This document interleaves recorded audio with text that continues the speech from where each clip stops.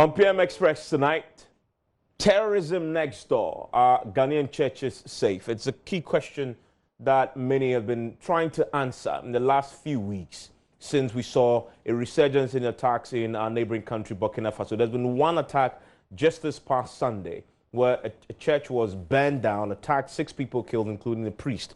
And already there's the security warnings indicating that it's not only Burkina Faso that is at risk right now, that other countries, including Ghana, may be at risk as well. And churches are maybe on the radar of these jihadist militants. We've seen that there's heightened tension in the last few days after 6 people were killed, as I just indicated.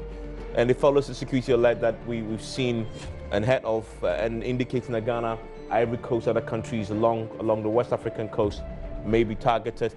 Access reveals the group is also looking to operate from illegal mining zones. And if you see that in the background, there is one of the key areas that even locally our security is struggling to deal with. And they want to base in these parts, in the northern part of Ghana, as these places are considered to be safe places for them to operate from.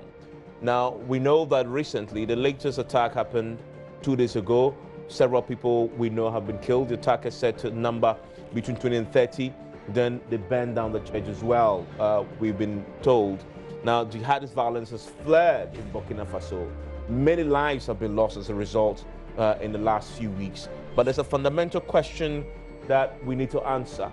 And our security agencies, from what we understand, have begun grappling with this. And we've already been told in Reuters reports that Ghana is already beefing up security along our borders. And so tonight, are our churches safe? Should churches be taking extra precaution? Or should we say Ghana is a unique case and we can never suffer what our neighbors are suffering? So we can simply pray and hope that we are not attacked. We're going to be delving into that. And I know many Christians are paying attention to what is happening in Burkina Faso and asking the questions. And so tonight, join us as we answer those questions together after the break.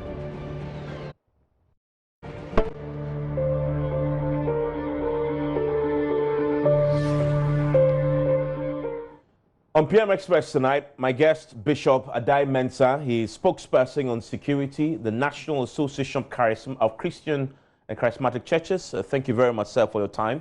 I didn't know that they have a carved out area for a bishop who deals on the security issues. But I'm grateful that we have. That. Because I went to Takwa School of Mines. Okay.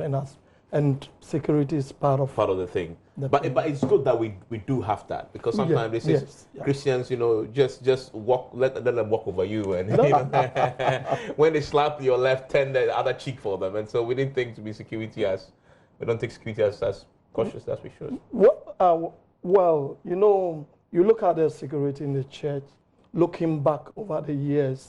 I mean, I grew up to see churches that were not closed. You go to the villages. It's open. It's open. Yeah. Nobody will take anything. Yeah. People just walked in and out. But during the 70s, things started changing. Yeah. I'll come to that shortly. Why we're so conscious now about security. Yeah. But Adam Bonai is here, so he's a security analyst, CEO of the Security Warehouse Limited. I've been watching this unfold in the SAP region, and it's getting very close to home. BBC is reporting that we've seen increasing attacks along Ghana's border with Burkina Faso. There's already an alert that says that the jihadists are now targeting churches not only in Burkina Faso, where many people are already dead, but in Ivory Coast, in Ghana as well. And the churches are on high alert. And so it's an essential conversation to have. It's to inform you on what to do and how to keep yourself safe first, and what the Christian groups are doing to protect their own churches.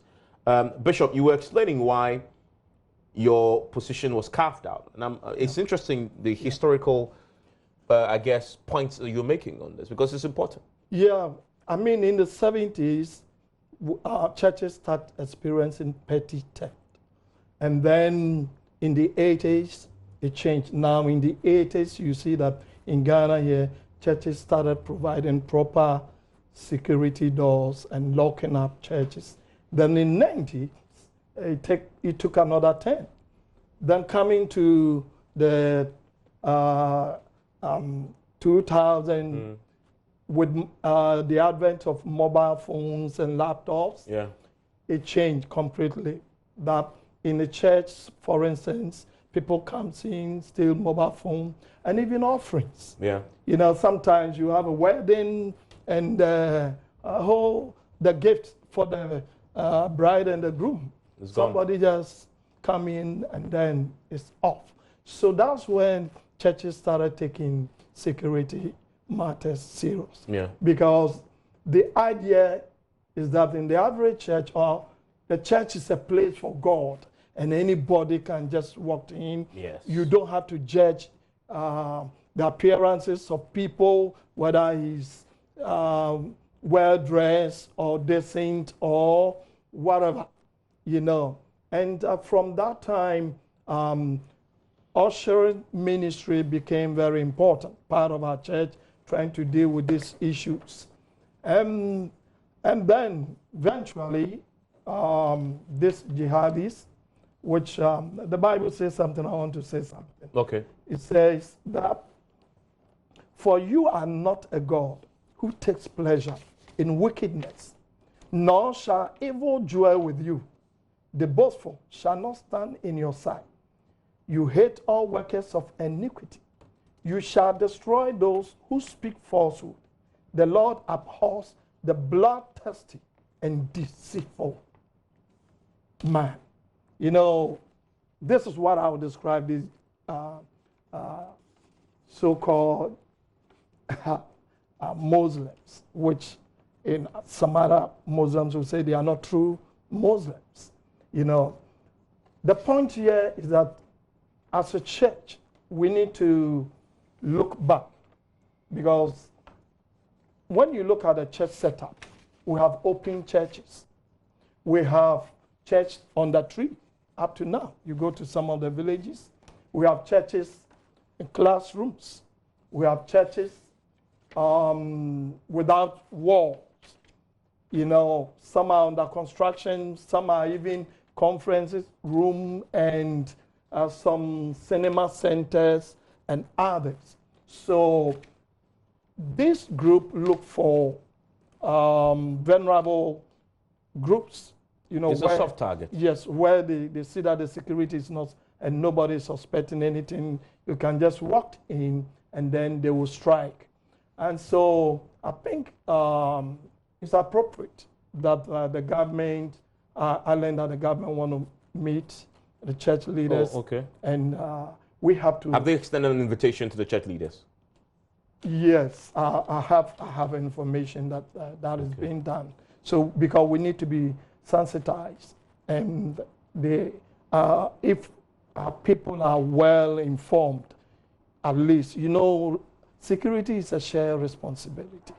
Is you can put soldiers in the street, you can put, but the ordinary man can provide information, a very critical information that can.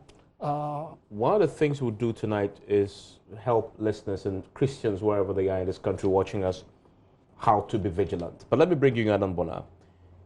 Why should we worry about this? Because there's almost a sense that maybe aren't we exaggerating a situation that is not close to us? It's happening in Burkina Faso, so far away from us. Isn't this almost creating fear and panic when there is none? Oh yes, thank you very much, and good evening to the viewers. So, Evans, we've got to be very candid. We've got to be honest and say it is terrorism is now much closer to us than ever before. You know, it just recently something happened in Benin. I'm sure you know, where some you know, people who went to a park up, you know, around the border of between Benin and Burkina, and they were killed. They riddled their body with bullets. And then eventually we are seeing what is evolving now in Burkina Faso. And this has been going on for quite some time. It's solely now probably becoming serious because then these terrorists, usually these are not true religious people, they aren't Muslims. I don't think so. Because I don't think that any religion would teach anyone to kill another person. But they're using the Quran to justify their action. I doubt their intention. I don't think so. Because then why, I mean, which part of the Quran will say you should kill people? I would want to be, I mean, which part? And so for me, these are people who we should not allow them to live in our midst. And so for me, Evans, your question as to why should we be afraid? Should we be? We have to be. Why should we be? I mean, there is evidence that some of them have come in and out of this country. But they haven't attacked us. Well, must we wait? In Burkina, it's because they are now attacking the churches. That's the reason why it's becoming an issue. If not, there's been attacks in Burkina for quite some time. In fact, I have a BBC graph here that shows in 2016, jihadist attacks was just 12. 2017, it was 33. 2018 was 158. And so you see an astronomical increase year on year from 2016. I'm actually doing some work, some, studies in that area. I mean, in terms of doing some research in that area, even though it's not complete. They have probably about 12 to 15, radical groups in just Burkina Faso alone. Just Burkina alone. You are talking about 12 to 15 terror cells within Burkina alone, including ISIS, including the Islamic Maghreb, including Boko Haram. Are you aware Boko Haram has a branch in, yes, what do you call it? Yes. And so you can name them, the list goes on, just in Burkina alone. And so let's not sit and say, oh, you know what, it's far away from us. And I'm sure you know a former ISIS fighter was arrested in this country and sent away. I'm sure you are aware of it. And so let's not wait and say, oh, you know what, it's never going to hit at us.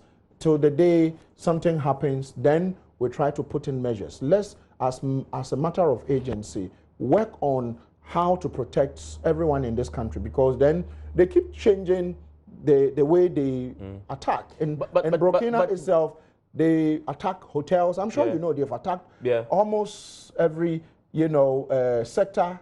You can talk about government buildings, hotels, that they've now descended in schools. And as we speak, I mean, you have more than 150,000 displaced people in Burkina today. Teachers have refused to teach in certain communities in Burkina Faso. More than close to 7,500 teachers wouldn't want to teach in these areas. And so it's a big issue. It is. The question though I have is, if you look at Burkina Faso, they have a political, they almost have a political challenge there. Now, there's a political crisis going on. Recently, in January, the PM, Paul Kaba, resigned amid growing pressure over a rise in kidnappings and jihadists. And kidnappings is an issue now that we are having to deal with locally. We have the same issue. It didn't used to be there just a couple of years back. Exactly. But now it's becoming such a big deal. And this is how it starts. For instance, just measure the beginning of probably this year up to today. Go onto your own console. Check what you've been consistently discussing. Abductions and kidnappings seem to be... Security. Has been one of the key conversations. It's one of the key conversations. But except that, my real question was, because of their political instability that they almost seem to have there, because of the resignation, Christophe Joseph Marie was then named to his placement, there is, we know, a local situation that breeds and encourages that to happen. Ghana is different. We have a functioning democracy. We have a democracy that elects a president, and we are very stable. So the conditions that are prevalent in Burkina Faso that is growing, is giving rise to this. It's not here, and that's why maybe we should be safe. We should be safe. Are we more democratic than good old Britain? Are we more democratic than good old US? Are we more democratic than good old Belgium? I mean, mention all these countries. They've all been attacked in one way or the other. And so as far as I'm concerned, the issue of terror is more closer to us than ever before. Because then they've taken it onto the church. They've taken it to the church, so it tells you that these people don't care. And so if we sit, and so you see, the local situation would breed the cells. Yes, it is a possibility, and that is true. Per studies, yes, it is true. But it is also true that these people one of the thing is to get attention. One of it is to get attention. Terrorism's goal is that, to terrorize. And so they have to... Yes, and to draw other people who probably would not want to be part of the whole thing. If you know, those who engage in this, psychological warfare and, probably throwing bombs and doing all that, if you know how U.S. got involved in the Second World War, I mean, other countries kept hitting them till they decided to do it. So as far as I'm concerned, what I can say is that we've got to be extremely cautious. We've got to take matters, close to us and make sure we are, disseminating information. But Bishop, how seriously is the Christian community taking this? Yeah, we're taking it seriously because, some of the churches in Ghana have branches. I had one of your colleagues say that, in fact, the members have been killed in... It's possible. I don't have the confirmation. Okay. And from Burkina, in the northern part, we have churches there. A lot of churches. Plenty churches. So if they attack churches in the north, it's Ghana. True. So we don't have to wait. Those of us in Accra may say, oh, in Accra, maybe the security is not precarious like the north there. But once they are able to touch any church in the northern part of Ghana, it's Ghana that have been hit. So we have to be serious with it.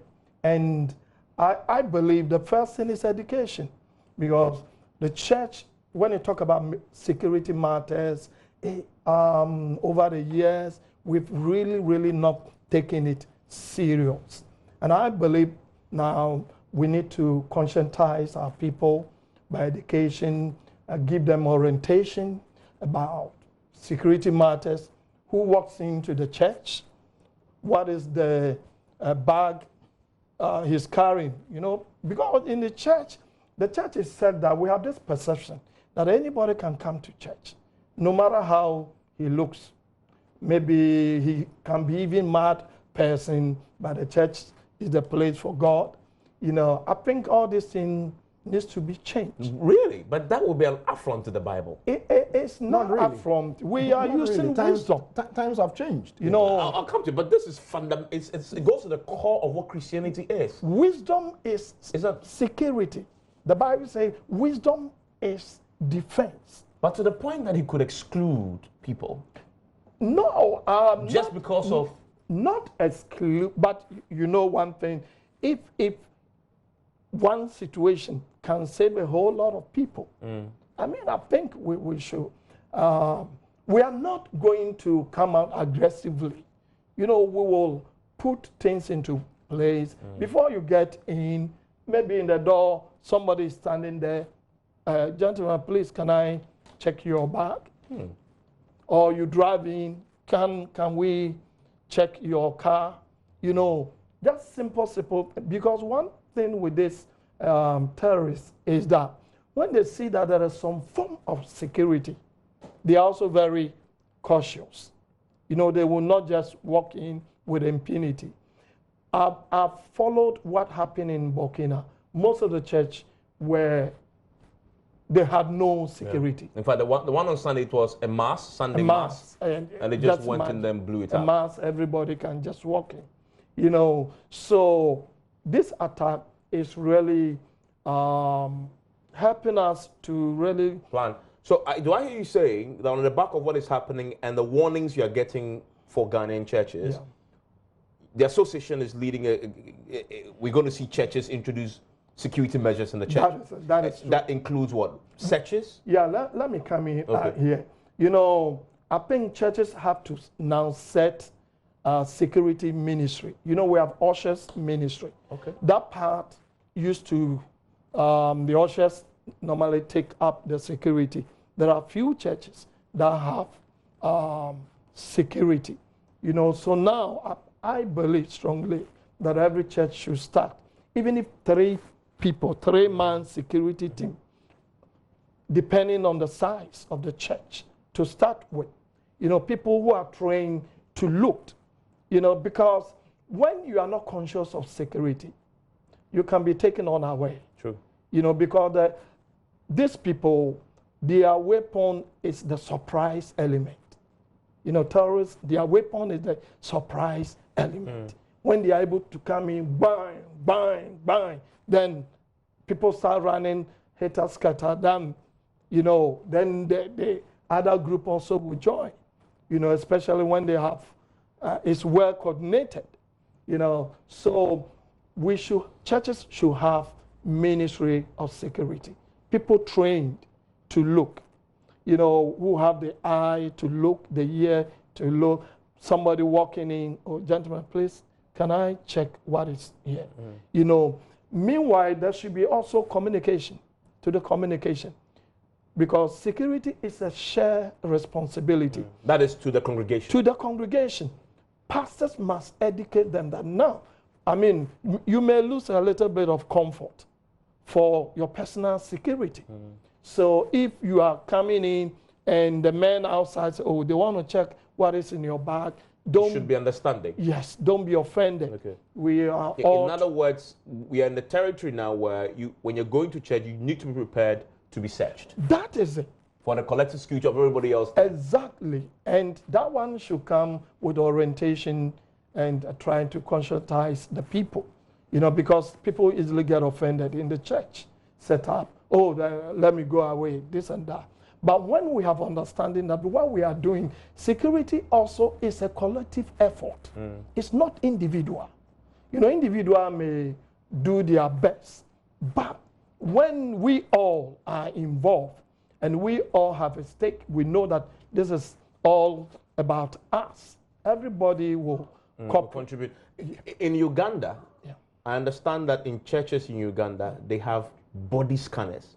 The type that you see at the airport. Yes. You walk through it before you can access the church building itself. Are we going to see churches in Ghana roll that out? We will get there.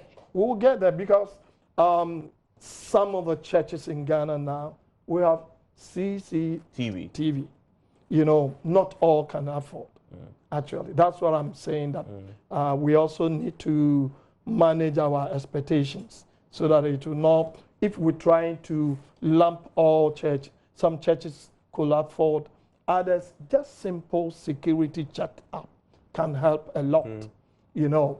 And we'll get there, because if these things are going to increase, we will surely we have to get there. Because you're a bishop, I'll come back to the biblical basis for this. But also because, and we'll also explore why Christians will be targets, for example, shortly. But I want to bring you in, Adam Bona. Should churches be doing this? But I mean, I get the need to, but I don't know what religious orientation you are. You're Christian or Muslim? Muslim. You're Muslim. Okay, good. So you're going to a mosque, because we know mosques have been targets way before churches became targets. In Nigeria, in Burkina Faso itself, they're now switching to churches. But you're going to a mosque and you have to be searched before you go and pray. Doesn't that... No, first of all, I think... Does that sit well with you? For me, I think that what needs to be done is there has to be some regulations put in place. By? The authorities. To regulate what exactly? To regulate faith-based organizations. Because then, in other places, you just can't get up and probably put up a mosque or a church in every corner. But if you look at the way our faith-based buildings are scattered all over the place, it becomes very difficult. If there is, for instance, there's a coordinated attack, to coordinate and neutralize it. And so I would want to probably urge my brother here to, you know, also appeal to the state agencies who are responsible for our security to see this as probably a way to begin to enforce some aspect of the law, because then a church is a church, a mosque is a mosque. It doesn't matter how small the church is. But if, let's say, you come to Kokomlemle here, and over here you have the churches, probably 10, 15 churches all around. it's easy to be able to monitor and control them and make sure, you know, needed resources are put in there. We are in the 21st century. These are fundamentalists. These are people who probably radicals who, most of them, they've attacked mosques, they've attacked churches, government buildings everywhere, schools. And so as far as I'm concerned, terrorism, you know, it's not something that we should be limiting it to the fact that they are just hitting religious facilities. If you know what happened, and the good old professor died in Kenya, Professor Awono died in Kenya. He had only gone to take a cup of tea, we are told, and he got caught up in the attack, and unfortunately he passed away. I always would mention him when I'm doing this type of discussion. It means that it could be any of us. If it is not in the church, if it's not in the mosque, you could find yourself anywhere, and this could happen to you. And so as far as I'm concerned, yes, they are attacking the churches because probably they've attacked a lot of facilities, and that has not, what do you call it, generated the kind of attention they wanted. And so attack one or two churches. And I did hear him talk about, what do you call it, training people. It's very important. But if you know the last attack in Burkina, they used motorbikes. I don't know whether you are aware of it. No. They were riding on motorbikes. They came with the motorbikes, you know, unmounted them and entered the building. And so my point is that there has to be a way to say, okay, now they've used these ways to take people down. What are we going to do? Are we going to put in some cordon and say maybe 100 meters to the building? That point you make brings me to the next question we'll explore. It's the state, because the churches are trying to do their own bit to protect their congregation. But is the state doing enough, knowing the threat is very real along the border of Burkina Faso, and this is really close to home? Is the state taking adequate precautionary measures to safeguard lives in the churches, in the mosques that we know now with the threat and the warnings that we are receiving? And remember, in many of these places where there have been attacks, you will hear later that some security agency, either locally or internationally, would have alerted the local authorities that this is possible.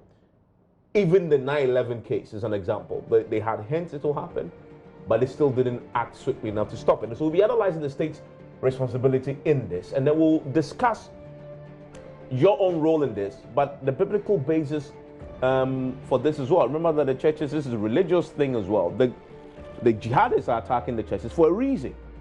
What could be that reason? And is there a basis, is there a fundamental basis in scripture? We'll explore that when we return from the break. Stay with us.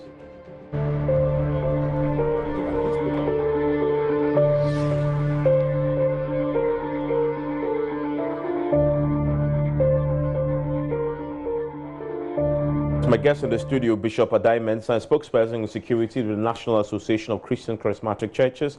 Also with me is security analyst Adam Bona. Bishop, the churches are being targeted for a reason. Yes. And and of course, the steps that you're taking. There are even some who suggest that because the church is a house of God, the church shouldn't be scared of or afraid of people who want to attack it, because in history, yeah, I mean, we are not scared. I mean, to be honest with you, we are not scared, because the first line of defense of every Christian is God. I can read some few scriptures to you. Psalm 7 verse 10 is that my defense is of God, who saveth the upright in heart. And in the same Psalm 31 verse 2, it says, bow down thy ears to me, deliver me speedily. Be thou my strong rock, for an house of defense to save me. It goes on to say, because of his strength will I wait upon thee, for God is my defense. So God is our defense, and this is where prayer comes in. The prayer aspect, that is very, very important, and that one we are into it. You see, but we've come to a place, I'm not saying that the prayer is not enough. You know, God also uses security.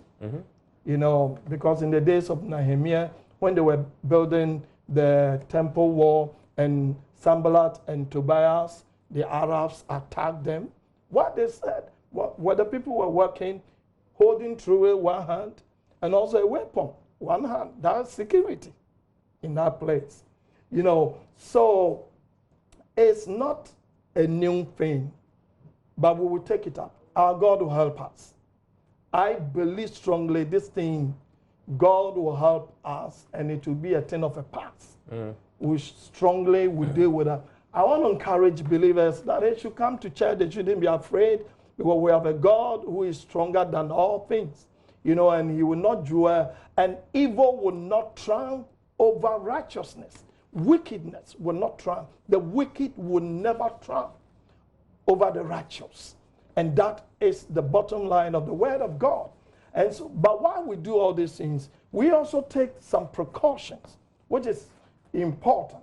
You know, for instance, we should check key entrance point.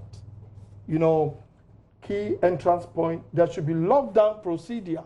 You know, when it comes to security, sometimes they have lockdown procedure to limit accessibility so the people will not just walk in anyhow. That will be introduced. And that's why I'm saying that I will encourage pastors, you know, and every ministry to really take this thing serious. It's not only the fasting and prayer, but we must also take some few precautions, you know, and then proper communication, you know, sensitize the people. If you see a pain, somebody is walking in with a heavy bag at the back, or somebody is on a motorbike, all these things. If we do, we take all these precautions with our prayer, they will come, they will fail. Our God will help us. Adam Bona, the state has a responsibility here. The warning is loud and clear. We're seeing it in Burkina Faso. I know you have your ear on the ground. Do you think our state agencies are, I'm sure they are aware, do you think they're doing what they should be doing now with all the warning signs that we are getting in the sub-region to put this country on high alert and be protecting lives in these places of worship, either in the mosque or in a church? Is the state responsibility being discharged? Thank you very much. The state might be doing something, but from where I sit on my clock, the state isn't doing anything. Because I haven't seen any. The state isn't doing anything, and I'm saying this because, first of all, when, let's say, there is an attack in, let's say, nearby, if you are in Europe, let's say you are in Britain, and there was an attack, let's say, in Amsterdam or maybe Brussels. Quickly, if you are in UK, you are going to begin to have some state of alertness, you know, some information going around with regards to, you know, you see deployment quickly. But as we say, this thing has been ongoing since last week, and we haven't had one statement from the national security. Not even calming. Yes, telling us that, I said it this morning on your program, I mean, if you suspect something, you see something, you smell something, call maybe a hotline. Instead of the 191 or the 18555, call, or this is how you can report, or this is what you must do. There hasn't been any form of education. And so as far as I'm concerned... Meanwhile, this is very close to home. Burkina Faso this is very, if you've been to Burkina before, it's just, I mean, it's just like Togo, where, you know, you just walk in and walk out. And these people, just like I said, I'm doing some work around this terrorism, you know, in the sub-region, and they've come in and out. Not that they come in and out. And so my point is that our state security agencies, those in charge, should have by now given us some update with regards to what to do. Because then these people usually have their own strategy, their own plans with regards to how they roll out. It depends on how you are prepared. Alertness. We haven't been told to do anything. And so as far as I'm concerned, Evans, maybe the state is doing something. But I believe that if the state was doing something, Bishop talks about communication. Yeah. is such an important factor in security. And we are at the point where people are reading these stories, hearing of the attacks in Burkina Faso. People are genuinely alarmed. I've heard friends who say they are not even going to church anymore because they don't know when the guys will strike. And yet, as you pointed out, the state hasn't publicly said anything about such a grave threat, assuring the public of what is happening, what to look out for, how to react and respond if you see or hear something. That is a big challenge. It's a big challenge. For instance, the bishop is here. Yeah. Bishop will come to you shortly. The bishop is here.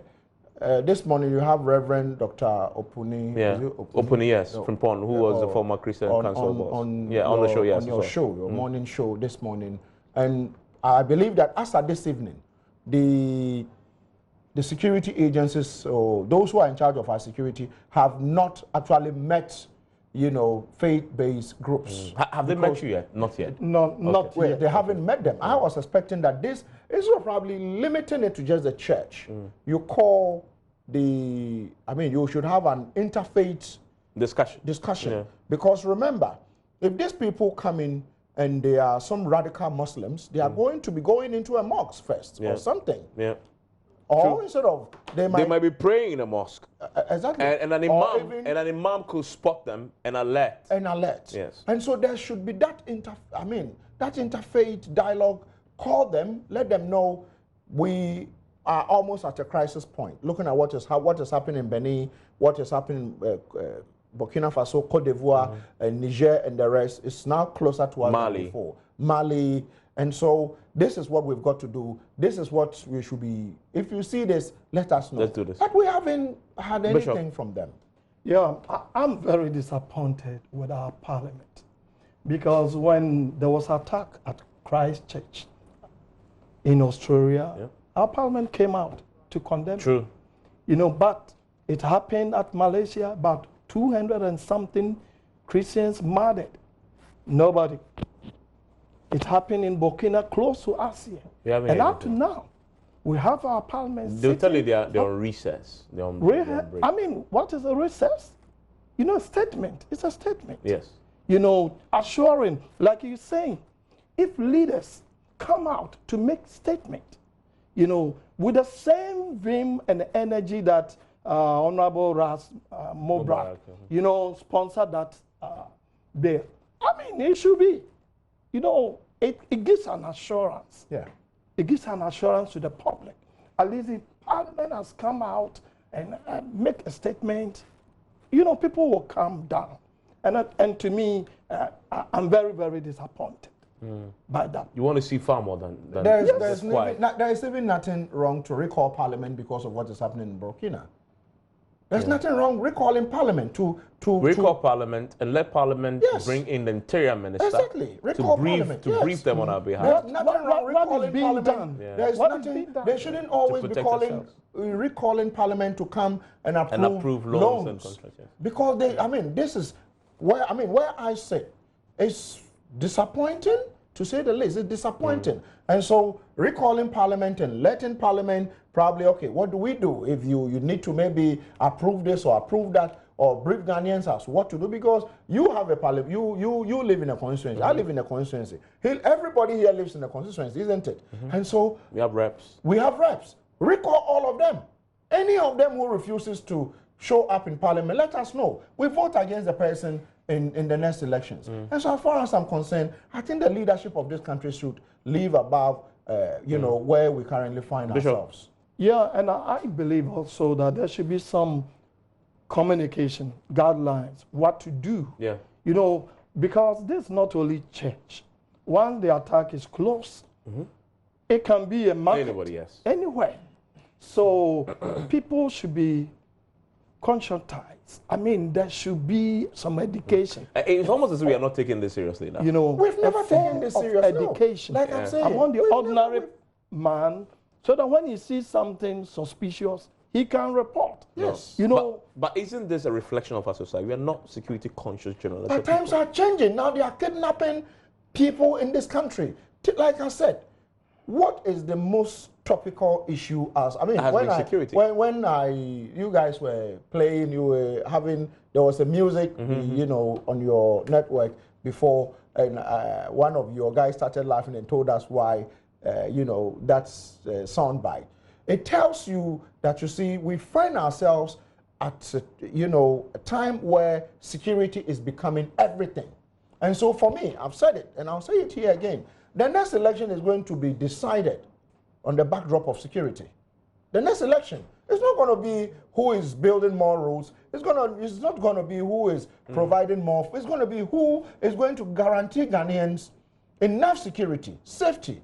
So the next election is going to be fought already. Insecurity is what we are discussing almost every day. So those of us who work within the space, sometimes you get up and you get 200 calls. Yeah. 200 calls, and you are asking yourself, what are our leaders doing to reassure us that, you see, you are in safe hands? There's a sub-regional dimension to this, and even at the sub-regional level, there is lack of coordination to deal with the problem. For the sub-region, don't talk about that. No, it's important because this is a threat that no single country in the sub-region can deal with by themselves, and yet nobody's taking the responsibility. There was a force that was proposed, because initially this started in Mali and Niger and etc. And then the force was proposed of 5 West African countries that will be held by France. So France is maintaining 4,500 troops in Mali and in its regions where France is even one of the problems. France is actually one of the problems in the Sahel. They call it G5 Sahel.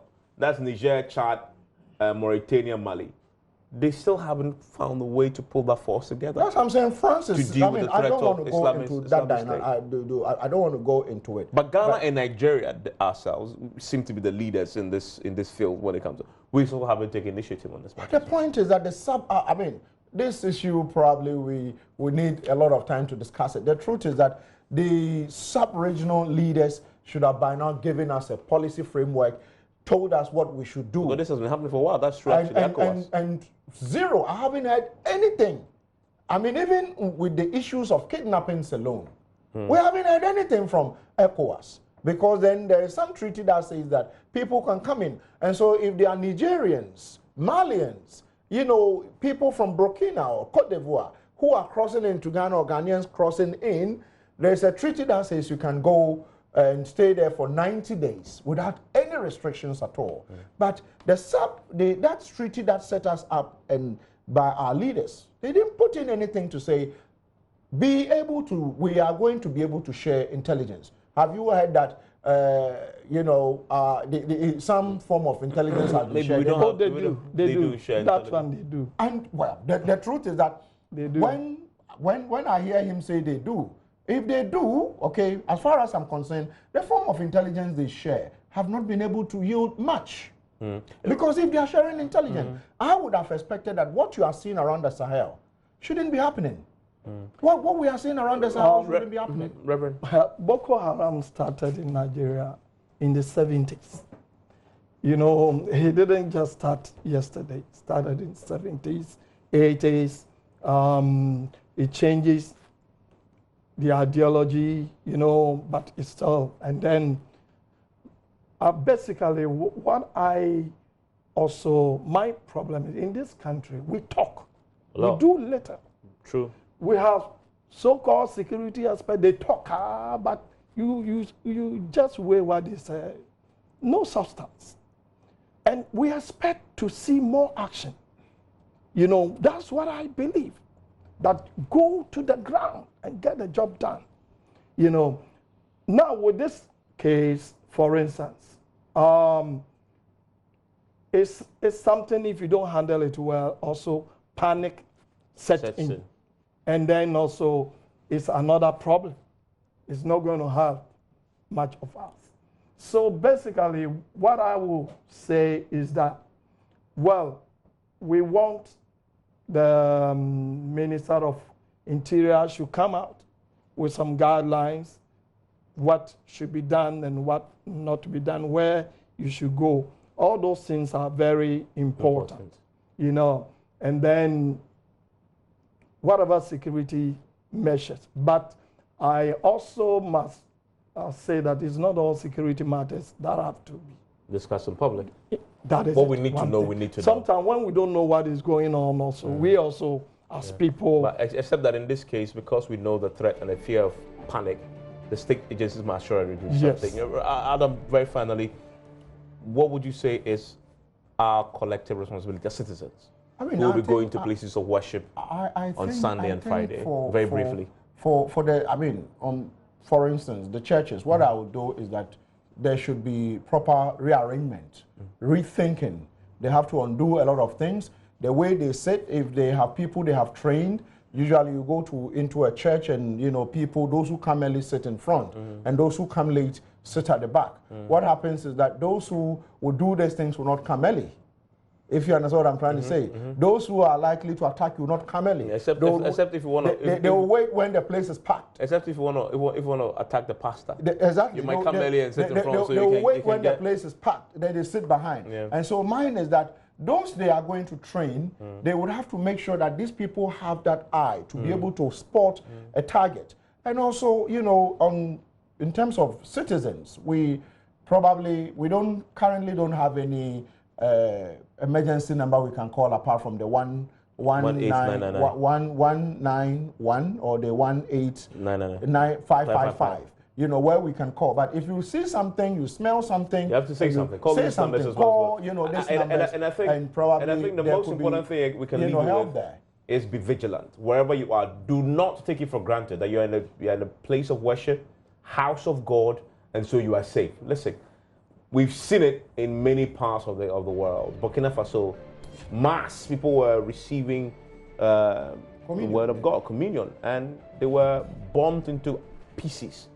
Yes, God will protect you, but you still have to be wise. And you heard the bishop say, protecting yourself in the church is wisdom. Faith is good, but without works is dead. Bishop, true? Yeah. Exactly. And so that's what, and that is what we leave you with tonight. Unfortunately, we ran out of time, but I'm grateful, Bishop. This is a conversation we will continue to have as we go on. That's Bishop Adai Mensah. He speaks on security matters with the National Association of Charismatic Churches, and Anna Bona is a security analyst who joined us with his perspective. Enjoy the rest of your evening. Be safe.